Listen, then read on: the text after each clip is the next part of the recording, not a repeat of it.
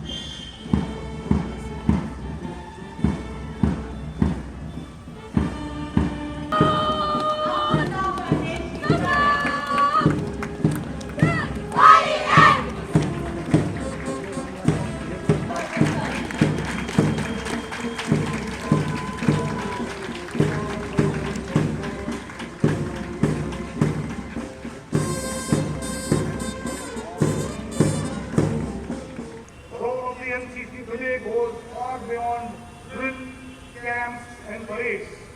We live in a world where warfare itself is changing. Technology is no longer just a tool, it is a battlefield. Drones, artificial intelligence and such like are the frontiers of tomorrow's war.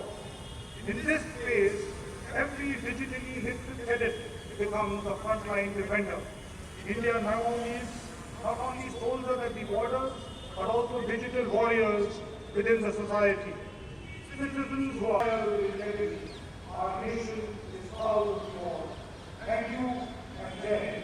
From Karnataka and Goa Directorate.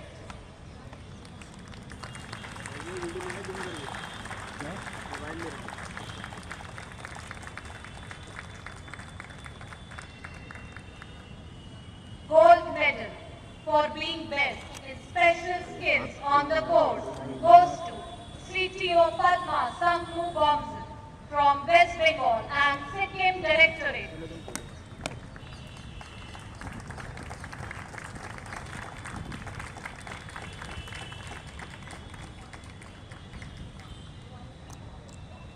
Sharma Cup for best in academics on the course goes to Lieutenant Kavita from Punjab, Haryana, Himachal Pradesh and Chandigarh Directorate.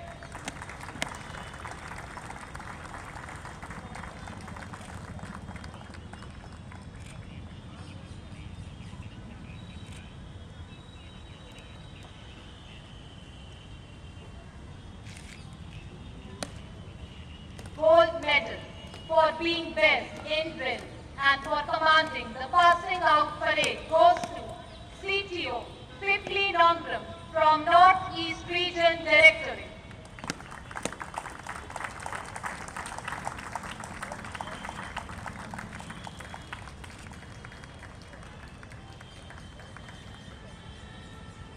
Leadership Trophy for taking initiative and displaying leadership praise goes to Lieutenant Kiran from Punjab, Haryana, Himachal Pradesh and Chandigarh Directorate.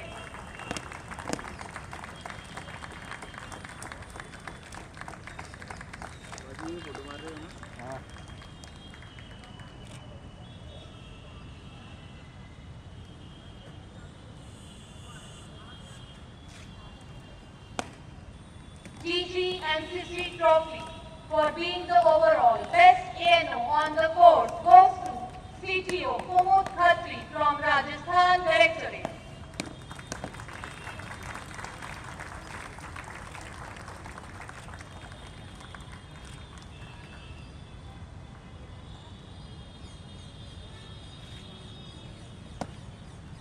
Pre-commission course के दौरान सर्वश्रेष्ठ प्रदर्शन करने वाली company को championship banner दिया जाता है।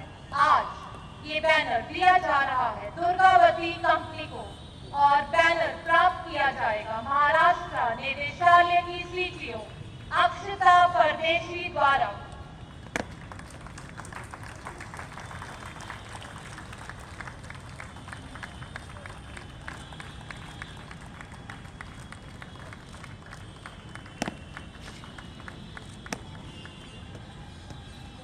पुरस्कार विजेताओं और चैंपियन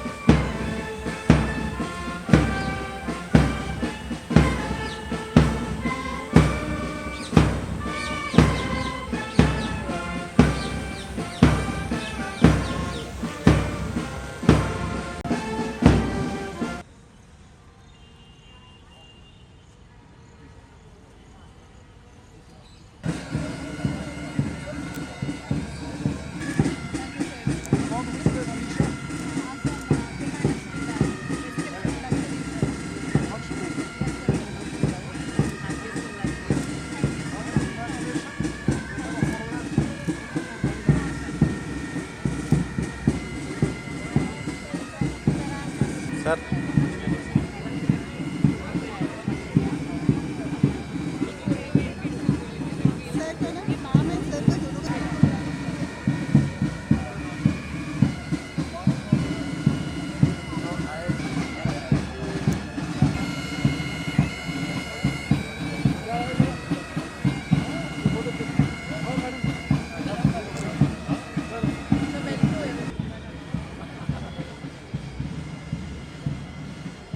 मैं बात करूं 1947 की, जब हमारा देश आज़ाद हुआ में थे, और आज का वो दिन है कि वो 20,000 अब 20 लाख बन चुके हैं, और ये बढ़ोतरी आने वाले सालों में और होती जाएगी। और एनसीसी का जहाँ तक सवाल है, जो 3 मुद्दे सामने आते हैं जो देश की तरफ एनसीसी कंट्रीब्यूट करता है, और सबसे पहला मेरा पॉइंट है नेशनल इंटीग्रेशन के ऊपर। और जहाँ तक नेशनल इंटीग्रेशन का सवाल है, आज सबसे मुझे खुशी इस बात की हुई, जब पिपिंग सेरेमनी हो रही थी तो 2 जो ANOs थे जिनको मैंने पिप किया, एक लद्दाख तुर्तुक से थी और दूसरी मिनिकॉय आइलैंड जो कि मेरे ख्याल से हमारे देश का सबसे सदर्न मोस्ट टिप है। तो जिस प्रकार से नॉर्थ से लेकर साउथ और वेस्ट से लेकर ईस्ट चारों तरफ एनसीसी का जो फैलाव है, वो जिस प्रकार की नेशनल इंटीग्रेशन देश को दे सकता है, उसका कोई मुकाबला नहीं है। तो पहला तो वो पॉइंट है।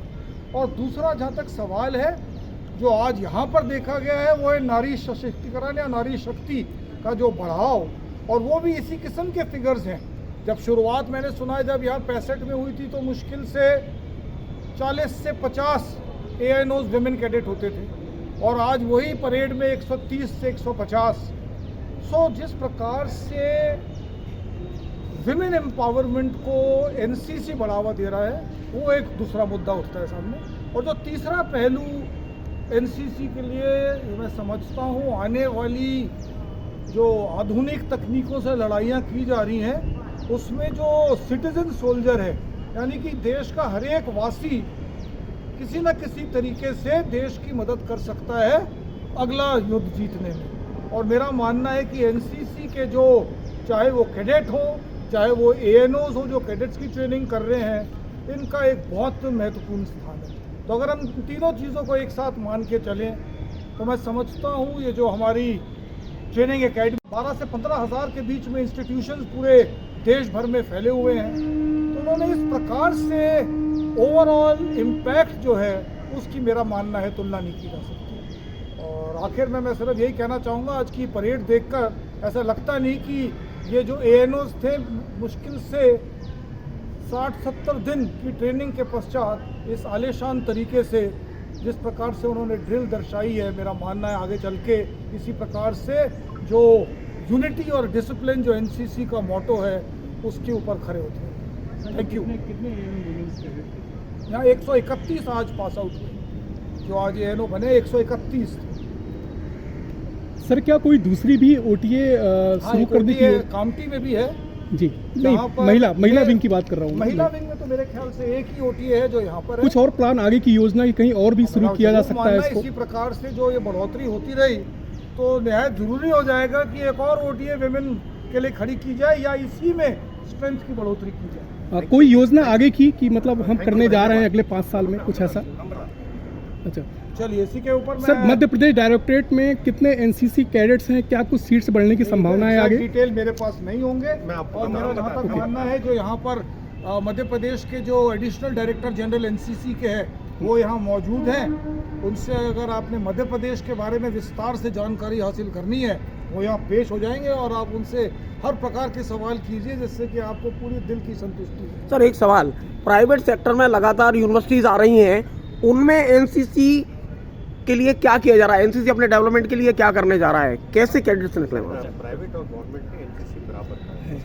आपने जवाब सुन लिया, पर मैं उसको दोहरा देता हूँ कि प्राइवेट यूनिवर्सिटी हो या गवर्नमेंट यूनिवर्सिटी हो, एनसीसी की बांट और उनकी जो सपोर्ट है, वो दोनों में बराबर है, वो दोनों में बराबर। चलिए इसी के साथ all the very best and thank you, आप लोग यहाँ आए और इस शानदार इवेंट को आपने कवर किया।